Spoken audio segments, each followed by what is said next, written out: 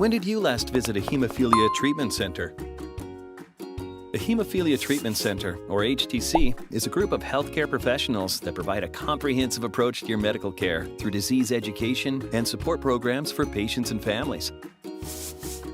They can also connect you to local bleeding disorder community groups. Between HTC visits, keep a health journal to record your treatment history.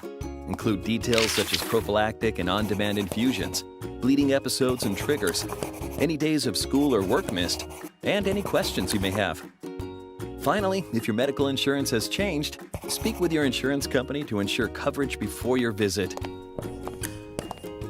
Bring your health journal to HTC visits so you can inform your healthcare provider of your treatment status. Remember to inform them of any recent medical changes. Write down any instructions regarding prescribed treatments. Confirm your follow-up plan. And don't be afraid to ask questions. Taking these steps will help you get the most out of your visit. Let's make today brilliant. Prepare for your next HTC visit and get more information about managing your bleeding disorder at bleedingdisorders.com.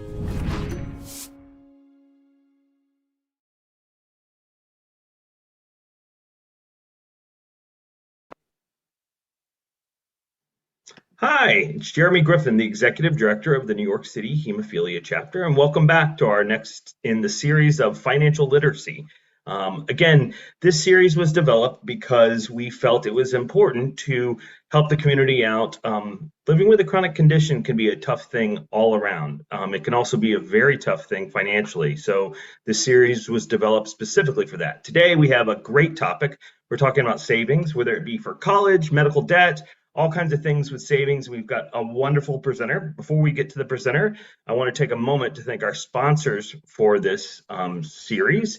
Our presenting sponsor is Pfizer. Also like to thank Takeda, CVS, and Genentech. Thank you all for making this possible. And now I'm going to hand it over to what I think is a great person to talk about this topic. Matt and I met online and has been around in the community and very well respected. I've heard some amazing things about the topics that he speaks on, and I was thrilled that he was willing to join us today. So I'm going to let him introduce himself, tell you a little bit more about him. So welcome, Matt. Welcome.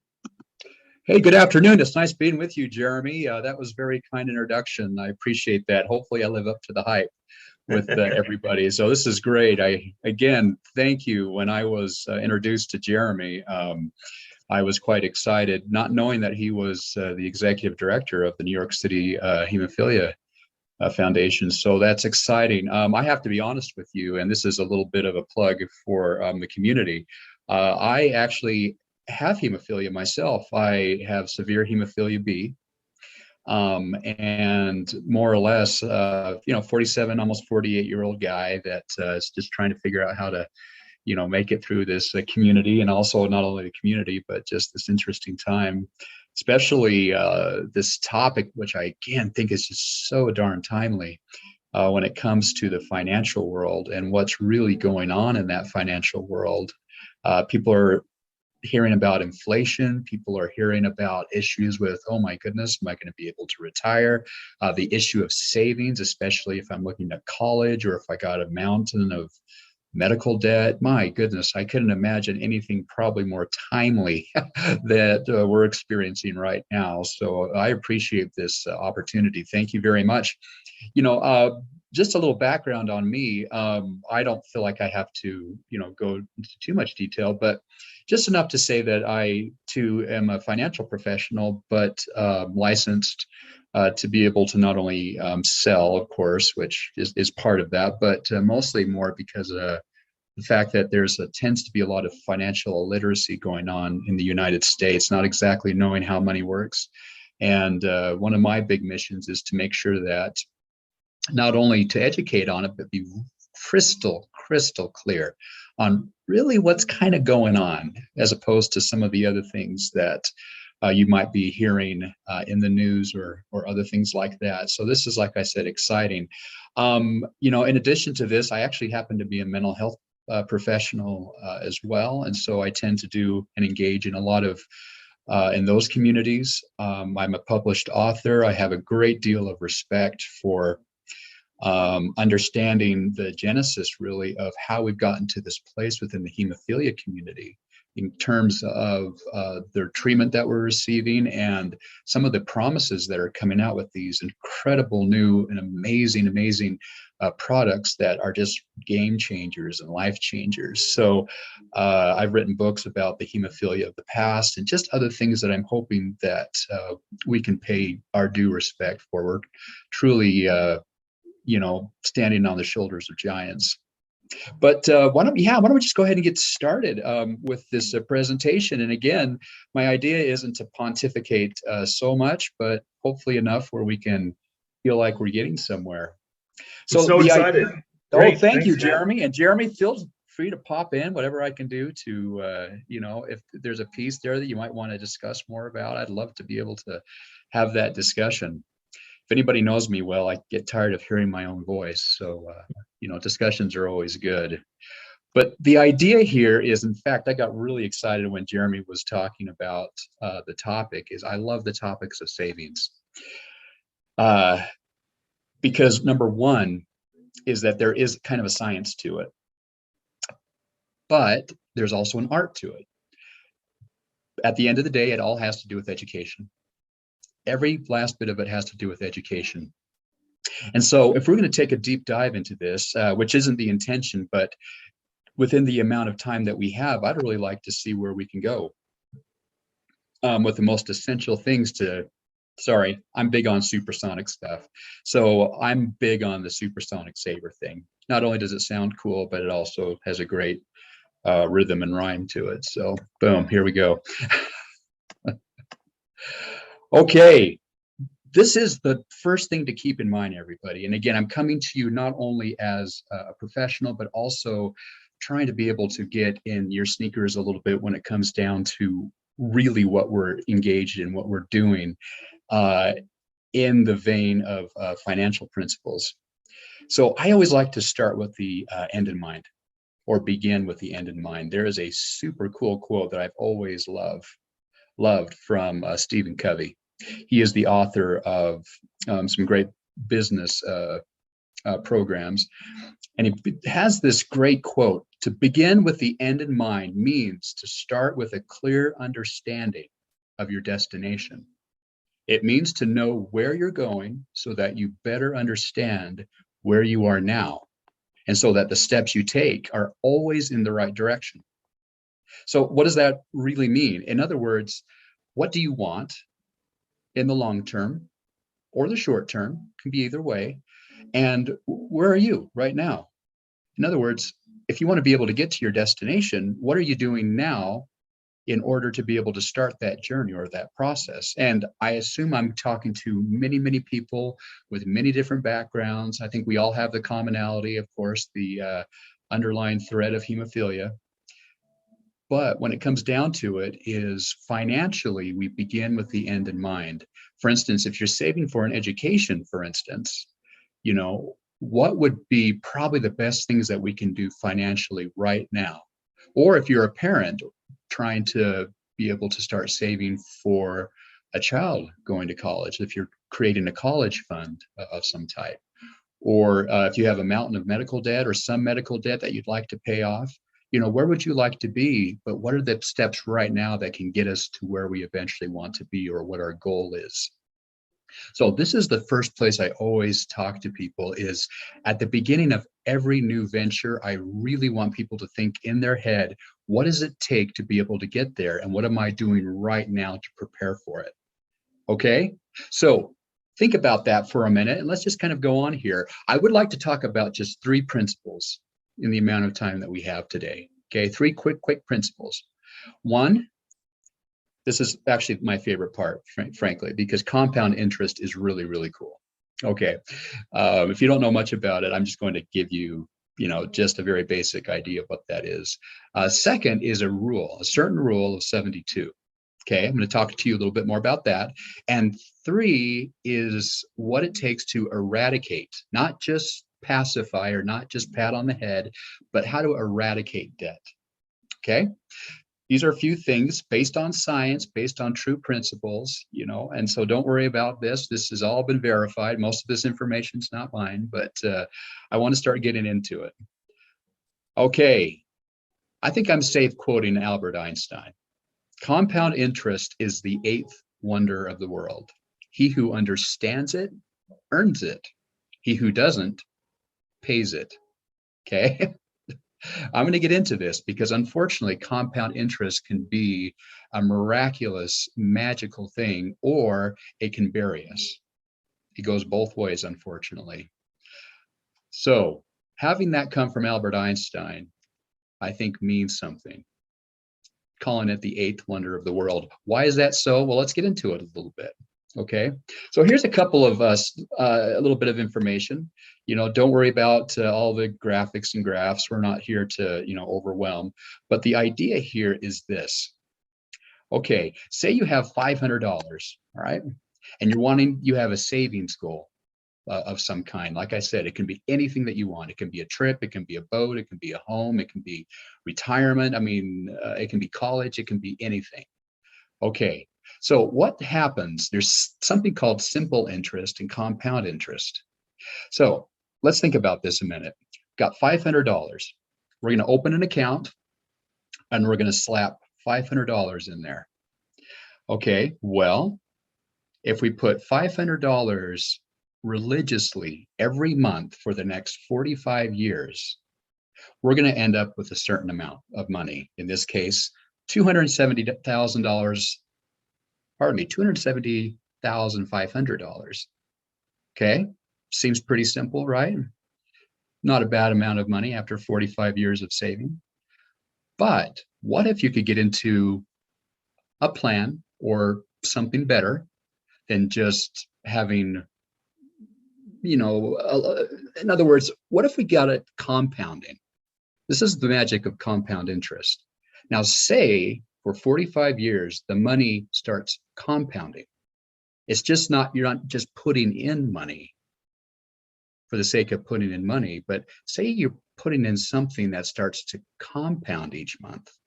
So not only are you putting $500 in, but there's this magical word called interest or an annual interest rate. Say you actually got up to something that pays you on a regular basis 9%. Okay. What happens over that 45 years? This is where the miracle of compounding happens. You start out with $500, of course, but over 45 years, you no longer have $270,500. It now equates to over $3.7 million. How is that possible? If you see the graph, the principal, that's the amount of money we put in. That's our responsibility. But the interest that we're able to get as part of that investment that we're putting in is 9% on an annual basis up to 45 years, $3.7 million. Think about this. You added just the 270,000. That's 13 times the amount of money you put in. Okay.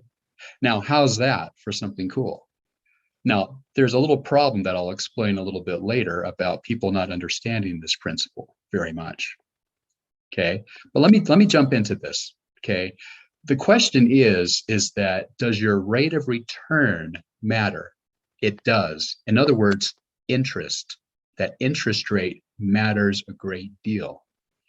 Let's look at this. What happens if you were able to put your money in, let's say $178 into the bank, and you are getting 1% interest rate per year? Well, the idea isn't bad. Over, say, a period of time from age 25 to age 67, you get 1% interest, and hey, look, you got $111,000. That's at 1%. Now, how much does it jump up just a few percentage points? What if you were able to get something that actually gave you an interest rate of 3%? You're almost at 180,000. That's 61% more money than you received back at 1%. But just think of doubling that and actually getting 6%. Now you're at $404,000. And what if we were just able to jump up 3 more percentage points? You wouldn't think that would make a whole lot of difference. It does. $1 million if you're able to get a 9% return on your money. Okay, compound interest is the greatest mathematical discovery ever. That's from Albert Einstein again.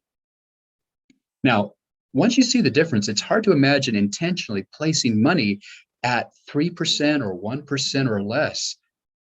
Okay, I mean, can you think about that just for a moment in your mind? Just, why would somebody put it in 1% interest? Well, the problem is people do it every day. Okay, actually, let me get into that a little bit sooner. People do this every single day, unfortunately. Okay, what? If you were able to, in fact, I got a slide coming up here. In fact, let me jump onto that slide here in a second. But like I said, people do this every single day. The average bank savings account that people put money in, there's over $10 trillion in what are called passbook savings accounts or money market accounts, or those sorts of things. Okay, the average return on those is 0.09%. Now, where is that going to get us as far as where these numbers lie? Let's get into this a little bit. This is all compound interest, okay? It's money, making money, making money, making money. It's, if I'm getting $500 and the next year I now have $1,000, it's not just putting another, it's not just putting another 500. Now it's based off of $1,000. If you make $2,000, now it's based off of $2,000, and it compounds off of $2,000. What if you had a magic penny and you doubled it 10, 15 times? It's so much more than that penny originally thought was worth nothing. But if you invest it wisely, it starts growing and growing because of the miracle of compound interest. Okay. Now, I promised you this one. This is another cool mathematical formula here. This is called the rule of 72. Really, it's a mental math shortcut for how long it takes money to double. Now, this is going to both disturb you and intrigue you. I'm just going to be honest what's going to happen here. It's a mental math shortcut, like I said, for how long it takes for your money to double. It's very simple. You take 72 and you divide it into the interest rate. That's how much time it will take for your money to double. So if you divide 72 into 1, what is that? Well, that's easy. It's going to take, if you put $1 into a savings account, you get 1% interest rate. It's going to take 72 years in order for that dollar to make another dollar, for it to double to $2. Okay. Now, what happens if we did 72% into a higher number? Here's an illustration of that. What if we got 3%? Well, divide that into 72, or 72 divided by 3. And now it's only 24 years for that dollar to turn to $2. What if you were able to get something even better? Say you were able to get 9%. That's 8 years for your money to double. And it goes on. There's more statistics and there's more numbers here. What if you were able to get a 12% rate of return or interest? That's 6 years for your money to double. The idea, and what we always talk to people about when we're advising them financially, is how many doubles can you get in your working life or throughout your life? How many times can we get your money to double and to double again and then to double again? Okay, that's what the rule of 72 helps us understand. Okay, so you can see that the larger the annual percentage rate you're getting back on your money really does matter. Okay, so let me jump to this next slide, and I think you'll find it interesting. Okay, like I said, the rule of 72 divided by the interest rate is time for your money to double. Okay, and like I said before, there's almost $10 trillion in money market and passbook saving accounts that average 0.09. So let me tell you, how long does that take for money to double at 0.09? The answer is this: 800, over 800. So you would have to be able to put $1 in, and you'd only get $1 back and have the money to double at the time of a tail of the Hun. Just think about that a minute. You know, this is an interesting thing that banks and others in the financial industry really are not really educating a lot of people about. Okay, now let's jump over here. How much money or how much interest is the average interest rate on credit cards offered by banks? Now, the thing is, guess what? This is where Einstein said, either you pay it, or either you benefit from it, or you pay it. This is where we pay it. So if bank accounts, or pardon me, not bank accounts, but credit cards are offering, these credit cards at 17%, which is average, we'll put that into the rule of 72. If you don't pay off that credit card, whatever that balance is, your money, their money that they're going to get from you doubles in 4.2 years. So their money doubles every 4 years, and ours doubles every 800 years. If we were to, take advantage of that 0.09%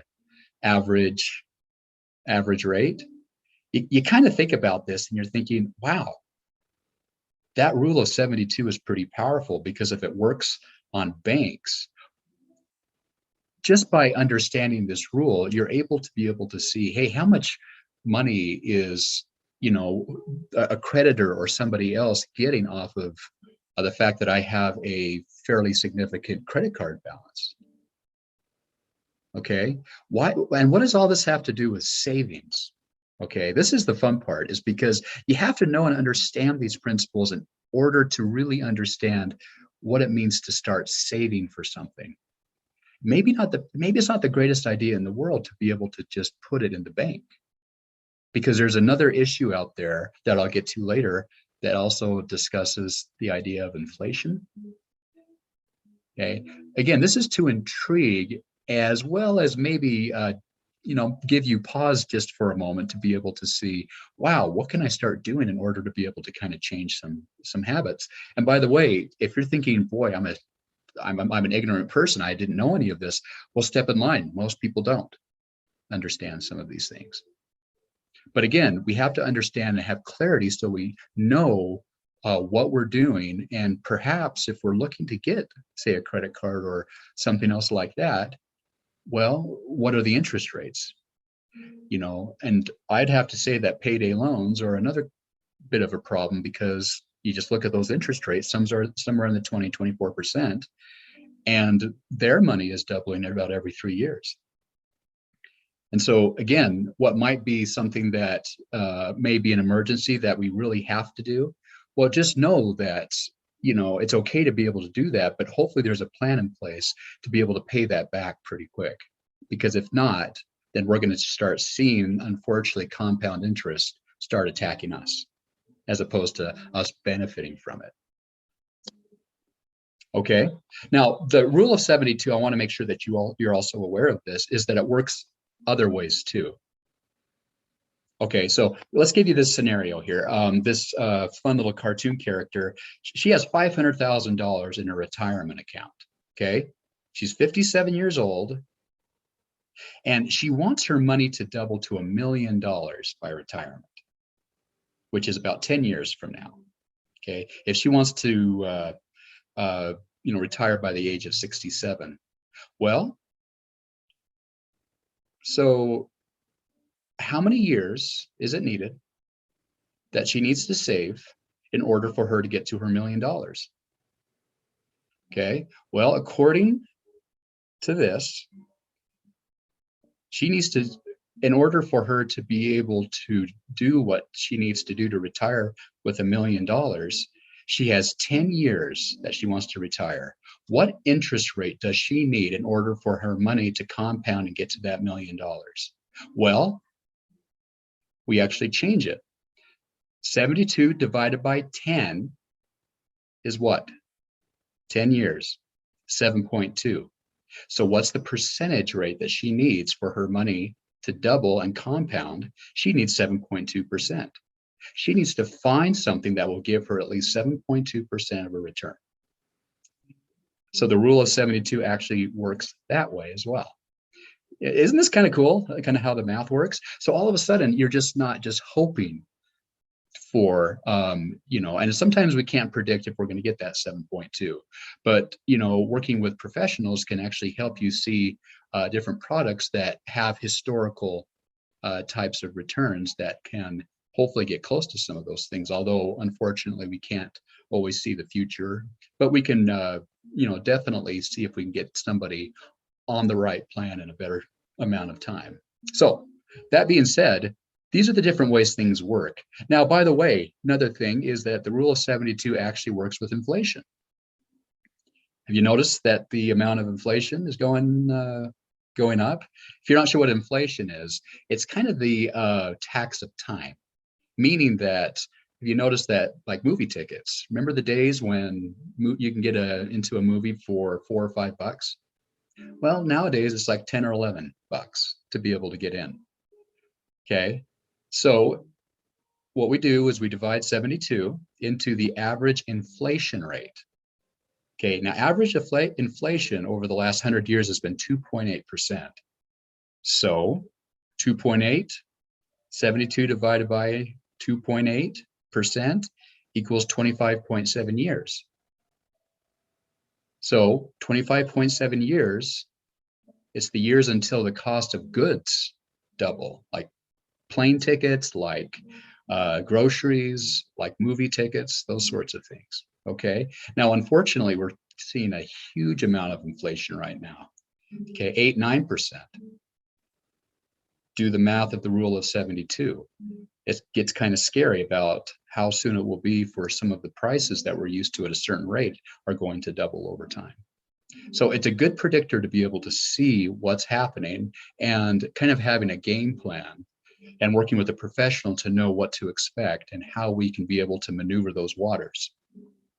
Okay, now let's start talking about that. Those are the principles. Those are the bottom line things I really wanted you to know at the very beginning. So as we go through this, I want you to be able to get some understanding of not only what we can do to be able to start saving for things, but also at the same time, how we can manage other sorts of things by using these same principles. So let's first of all just talk about debt for a moment. Credit card debt, medical debt is a huge thing, especially given the fact that, those of us in the bleeding disorder population may have had times and seasons where we really didn't have control and we needed to go into debt in order to be able to take care of emergencies. We're all in different circumstances. We're all in different situations. We don't have to feel necessarily horrible and bad and nasty about it. But what do we do about it? Okay, what do we do about it? The first thing that I always recommend is to do what you can to give yourself a raise. Okay, and some of you might be thinking, oh, I'm on long-term disability. I'm not making any money, or other sorts of, excuse me, situations and circumstances. Okay. The thing is that there are always ways to be able to look at the situation and your situation. Sometimes we have to think outside of the box, legally, of course, but most people are quite surprised that there are many things that can be done that we're just not aware of. Okay, let's just skim the top though. Okay, these are always things that we recommend. By the way, the average American has about almost $29,000 in personal debt. Now that doesn't include mortgages, by the way. And guess what? When you have a lot of debt, there's something else that kind of ties along with it. And being a mental health professional, I can tell you right away, that's depression, anxiety, relationship issues, all sorts of things. that are happening. And unfortunately, when those kinds of symptoms come up, it really, really causes problems. I know somebody that got just so angry about a situation that he actually bled in 4 different joints. Of course, fellow bleeding disorder friend of mine. So mad that he ended up, he didn't do anything physically, but emotionally, it caused that kind of problem. So we have to know what we're dealing with when we're working on these issues. So let's see if we can de-stress and start putting forth a plan. And these are few of the things that I'd really like to help people understand. 1, know what you owe. In fact, I might just jump into the slide to be able to help you understand that principle a little bit more. By law, every American citizen has the right to a free credit report every 12 months. Okay. I would avoid personally that you jump onto any free report website, because unfortunately, although it says free, we've noticed many of them do charge to be able to get a little bit more from you. So it's not exactly what I would say a perfect system. Okay. What we would recommend is that you go to a certain website and they will tell you the ones that will give you that free credit report. Absolutely no charge. And it's by going to annualcreditreport.com, and they will direct you specifically to 3 different credit reporting agencies that are known and indeed trusted for the most part. Everybody has different experiences, but transunion.com, Experian.com, and Equifax.com.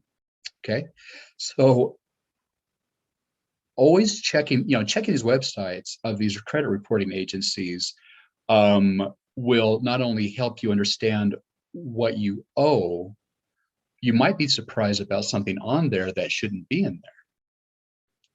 You can report errors on your credit report.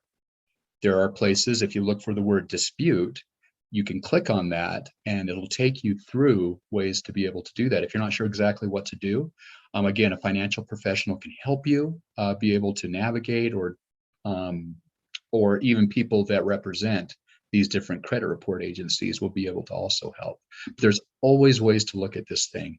So always know what you know. There may be something on there, and that's why it's there, to be able to say, wow, was I hacked at one time? Did someone steal my identity and rack up a bunch of debt that I wasn't aware of? Again, these are in place in order to be able to help you fully understand what you owe. Okay. So if I were to, sorry, I'm going to go back here and let's see, I just kind of messed up my system here. Here we go. So the first one, know what you owe. Second thing, okay, no more late payments. If you look at the fine print, a late payment will cause 1 and or 2 things. 1, it will always charge you a fee, a late fee. Second of all, if there is a late payment, it can also be added on top of what you already owe with that fee, plus other kinds of issues. So the thing is, bottom line that you should know is, don't have any late payments if at all possible. And if we need some strategy to be able to avoid late payments, then that's great, let's do that. But again, it's paying out unnecessary money. Target 1 debt at a time. Go after, and there's many different thoughts about this, so this may be a little controversial, but what we talk about a lot of the time is not necessarily attacking the debt with the most interest per se, the greatest interest rate, for instance, like a credit card or something, but something where you can start putting money towards faster. So what I'm saying is that what we typically say, and again, this is up for debate sometimes, but what we typically say is try to pay off a debt with the least amount owed. Okay, if you owe $500, $600 on something, let's try to get rid of that, because what you would like to do is use that monthly payment towards that debt and start, many people have heard the word snowball, add it to the next highest amount owed, whatever debt that might be. So by targeting 1 debt at a time, we're not trying to put forth, well, let's do 500 here and 700 here, or maybe the minimum payments, you can get away with quite a bit less money. So again, working with a financial professional will be able to help you understand that. And plus, really, areas of websites and other things will also be able to kind of help you understand how some of the best ways to go about that happen to be. So by targeting one debt at a time, now again, doesn't mean that we don't pay anything on those other debts. You may end up paying the minimum, even though you're getting charged interest. The idea is to be able to see how fast and much we can do to be able to pay down those other debts. So this is another controversial one, but we're going to say it anyway. Stop charging. Stop charging. A lot of people say, well, I like to use credit cards because it builds credit. Okay. Problem is that charging is not necessarily a financial issue. It's a behavioral issue. We want to eradicate behavioral problems. We can work on a few things a little bit later on, like building your credit. But right now, stop charging and cancel unused subscriptions. If you have Spotify, if you have other kinds of things that you just don't use very much, go through, do a little detective work, see what subscriptions you're continuing to have, and get rid of them. And you may even choose to get rid of some that just aren't worth it. Example, my wife and I most of our kids are out of the house, but we noticed that we still have the Disney Channel. Well, we don't really watch the Disney Channel. Every once in a while, we like to, get into something kind of fun. But at the end of the day, we just didn't use it very much. So we decided to cancel it. It was only $9 or $10 a month, but still it's $9 or $10. But canceling unused subscriptions is usually a pretty good idea. Okay. Big one, refinance your mortgage. Now, you have to wonder if it's the right time to do it. Now, there's rising interest rates, obviously, and then connected to that sometimes, of course, are mortgage rates. So we would recommend, first of all, before exploring any of that, is to talk to a good, non-partial, objective mortgage specialist, as well as a financial professional. Because again, these people make money, obviously, off of refinancing. But if it makes sense to refinance, that might be idea. Now, what would be a reason to be able to refinance? Well, I'll go into those a little bit later, but I'd like to be able to make sure that these are just some ways that you can think of doing that. We would always recommend that you work with somebody. Always remember to work with somebody. Now, this has been a discussion more about medical debt, trying to get your debt paid off. These are ways to be able to give yourself a raise in general. Ways to be able to give yourself a raise in these kinds of instances. Now, if you're still working, one other thing that you can start doing is everybody kind of likes, most of us that can anticipate usually an annual tax return money, kind of that lump sum of cash infusion. It's kind of nice to be able to get that. Well, the problem is with that is, we could have been saving that money throughout the entire year without Uncle Sam borrowing it and just giving it back into a lump sum that we're probably going to blow on something. The idea is maybe we're paying too much tax and we're having too much withheld from our paychecks. Give yourself a raise, talk to HR or your accountant, and see where you can lower it so it comes out approximately even when it comes to tax time, where you're not getting a whole lot back, if anything back, and you're not paying anything. Try to see what you can do to hit that sweet spot. And usually what that does is it gives you a little bit more in your checking account or your payday. Okay, that's one thing that's really, really helpful. Another thing that I would like to recommend as well is negotiating medical bills. Now, you may have done this, but again, those of you who haven't thought about this, this is probably the prime form of advocacy. I used to be a mental health officer, not a mental health, pardon me, a medical officer for a huge nonprofit, and I was the international guy. So I was the guy that was there to help work out a bunch of problems. My job was to advocate for a lot of people with some serious medical conditions and had a lot of debt. My job was to go in and to be able to help patients with their creditors, be able to say, what can we do to be able to lower that in order to, satisfy, at least get rid of a large mountain of that debt, if possible. Always know that most of the time, and the fact that having hemophilia or other kinds of bleeding disorders that you might have may also qualify you for certain programs. So whether it's fully eradicating that debt or being able to help, there's many programs that do that.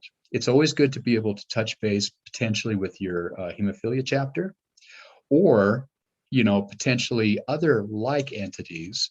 Most people who know this information are people that not only in the community, but there are other professionals out there. I know the Coalition for Hemophilia B, for those hemophilia B patients.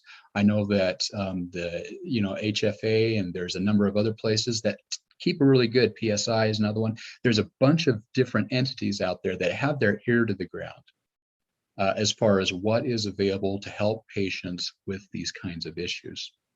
Okay, at the end of the day, yes, we'll probably be paying something, but we're hoping to be able to cut it back so it doesn't necessarily keep eating away at us. Like I said, that compounding works both ways.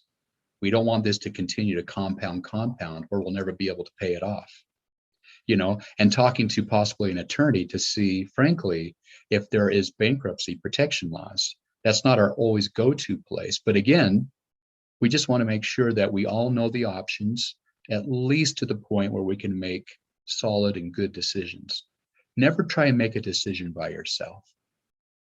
There's a lot of pressure to do that nowadays. Try not to do that, because it's very likely that there are more options on the table than perhaps what you're getting from the creditor, the person that you owe money to. Okay, we went through this. A few other things here. Tips to increase cash flow quickly. A budget. A lot of people hate that word. It doesn't have to be intricate.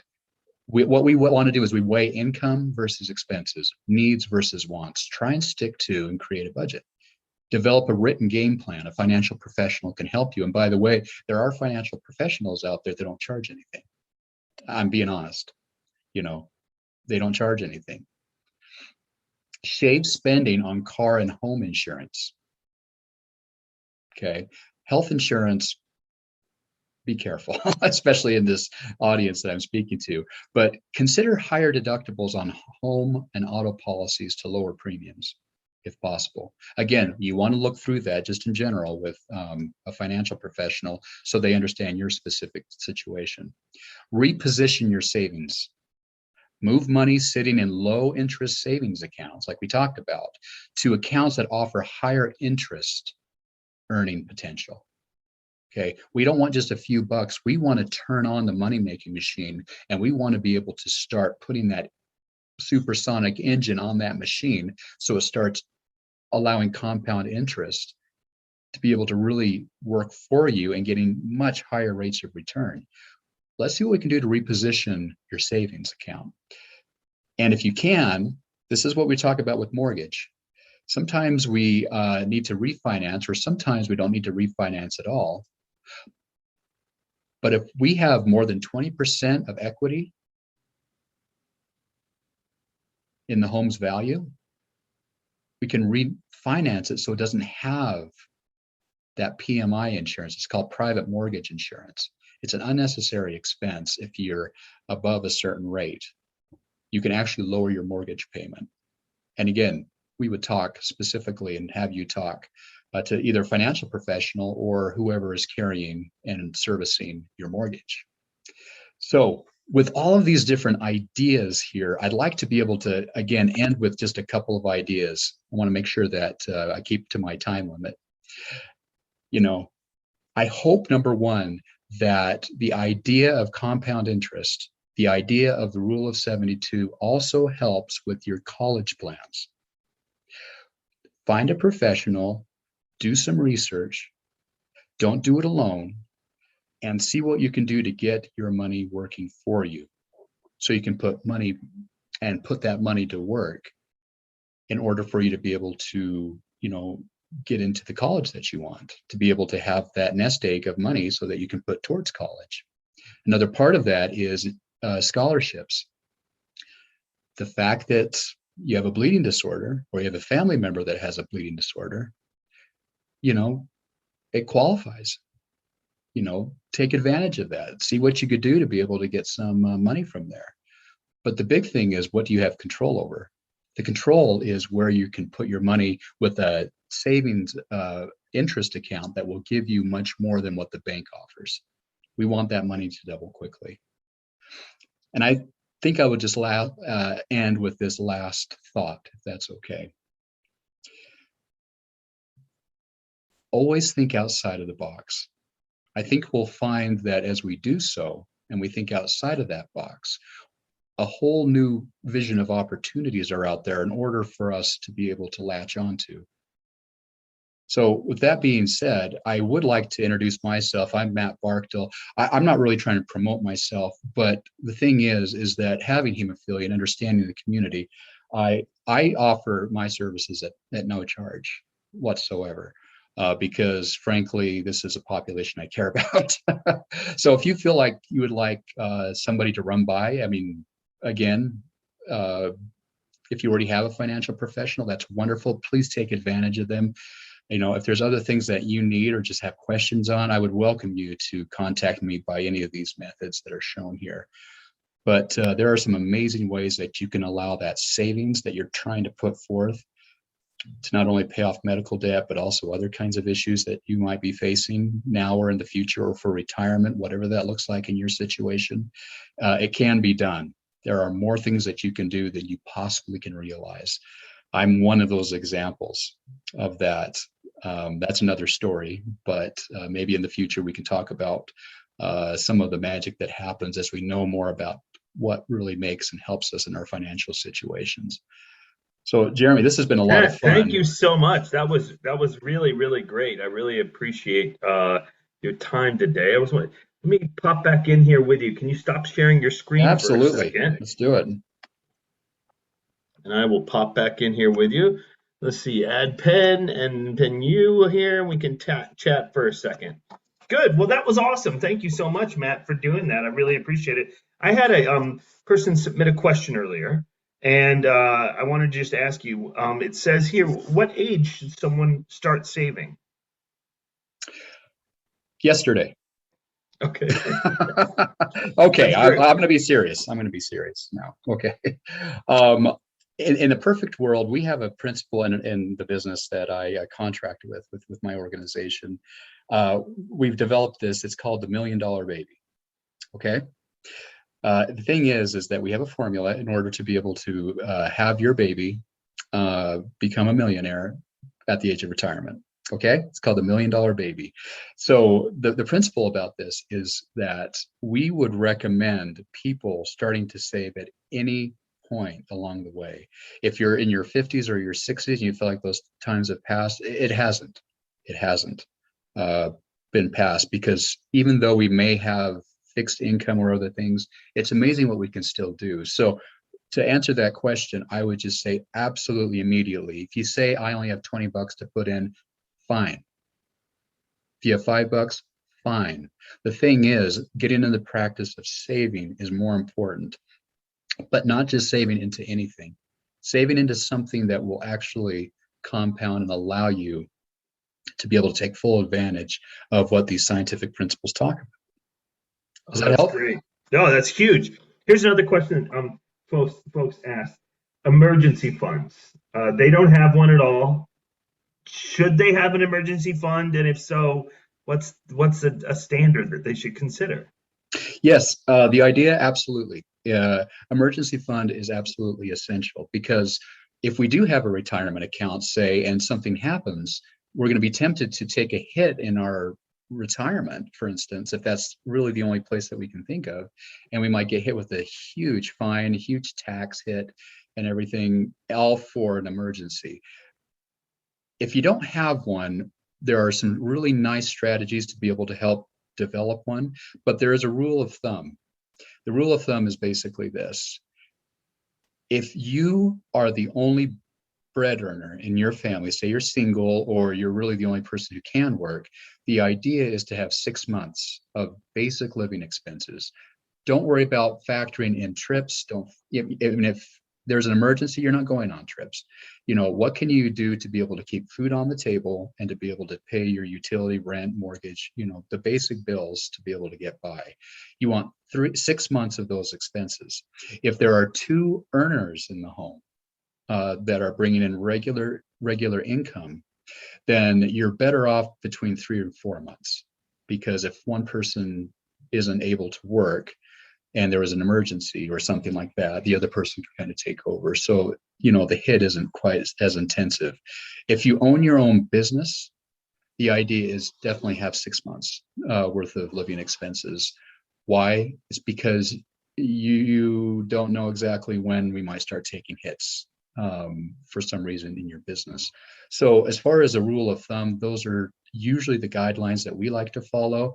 Anything more and above that, you're paying too much taxes at the end of the year. The little love note that you get at the end of the year that tells you owe money.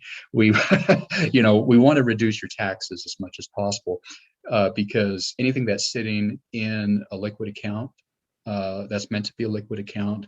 But again, there are ways to be able to have much better accounts earning more interest to be able to help get that up faster. Because once you hit those 3 to 6 month areas, stop. Don't invest anymore in it. Let's move that extra money into something that might be more mid or long term down the road. That's rule of thumb. Hopefully that helps a little bit. No, that's huge. Last question that someone submitted was, this person is just starting to save, and mentioned that gas prices are really expensive right now. Yes. They're struggling with all this stuff. Is there a percent that they should look at trying to save out of their check? Is there a rule about that? It's always people in Christian, this is Judeo-Christian background, but there's these principles called a tithe. Okay, we would give the tithe like 10%, which kind of what it means to like a denomination of some kind if you're part of a denomination. And then that's kind of this principle of a tithe.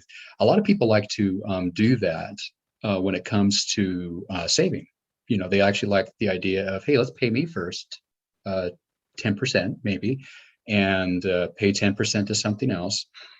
And that's actually kind of a fun way of doing things. What we like to do, because it's so individualized, is we actually like to help people come up with that magic number to see what we can do to be able to free up and reposition assets in order for them to be able to put more money into savings accounts. So the idea is, how much do we typically pay in gas? How much do we typically pay in other things? Because you're right, absolutely right. Those rates are, and those expenses are definitely going up.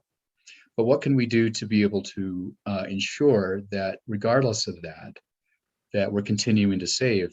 For instance, if someone's saving into a 401k through work, most people know what that is, or a 403b, or however it fits your situation.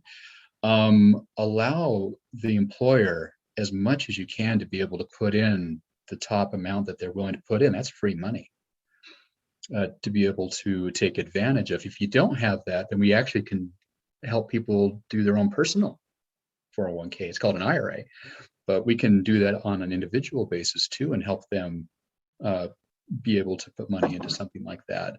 So the idea is, let's look at your situation specifically, but I would make sure that you budget out what you think you can do. Even if you think it's maybe a little bit low, just start and see where you can go, because at the end of the day, we don't want you to necessarily go hungry or have way too much money that's going into something where perhaps we may need to balance it a little bit more. There's always is a principle of maybe it's too much, maybe it's too little, maybe we need to find that sweet spot. Everyone has a different sweet spot. Well, I love your point about sharing the principles with people, but also encouraging them to seek out help. Like, we don't have to make decisions alone. So I think that's the amazing thing. And I hope folks that were watching today learn something, and also learn that there's resources out there. So big thank you to Matt for you to doing this. I really appreciate it. Hope we can have you back and dig into these topics a little bit more at some point. Oh yeah, these are fun topics. I don't know. To me, it's fun because, again, anytime I know that there are solutions out there and they look different for every person, I mean, it's just fun knowing that there are, most of the time, I'm saying 99%. I'm serious. I've seen some things that are crazy. If a guy like me that has had cancer and hemophilia and kidney issues in the past can actually feel like I have a retirement. It's not because I make tons of money. I don't. But at the end of the day, there's some principles that I just became aware of and just thought, oh my gosh, I actually now have money that, because I don't qualify for life insurance, I actually can leave money behind for my family. And it's not because I would make a lot of money. It's because there's principles that I found out about that actually matches my situation. So it's just part of the exciting thing that there are answers. So those are great questions, by the way. Thank you, everybody. Yeah, they did a great job on that. And one thing I want to dig back into, so if you're watching, we'll come back on this, is the impact mentally. I mean, the fact that you were Oh, talking about yeah. the impact on mental health and how that can snowball a bit. So I'm very interested in that. Big thank you to our sponsors again, Pfizer, Takeda, Thank you. CVS, and Genentech. And Matt, any parting words you want to share with the group? I love you guys. You're my blood brothers and blood sisters. You guys are amazing. I really appreciate that. Maybe someday, I can get down to New York City and meet you personally. I always feel like, it's, I mean, Zoom is great because we get to do things like this, but nothing beats face-to-face stuff. So anything I can do to be able to be please feel free to touch base with me. I really don't mind. I really don't care. I receive blessings too based on helping people, and it's just a blessing for me to be able to do this. So Jeremy, you're awesome, and yeah, hopefully we can do something more in the future. This is fun. You're awesome too. Down below, if you're watching this on YouTube, there's some links that you can find extra information about this. So please click on those links. And then we'll see you on the next series. Thanks, Matt. Thanks a lot, Jeremy. Take care. Good luck, everybody.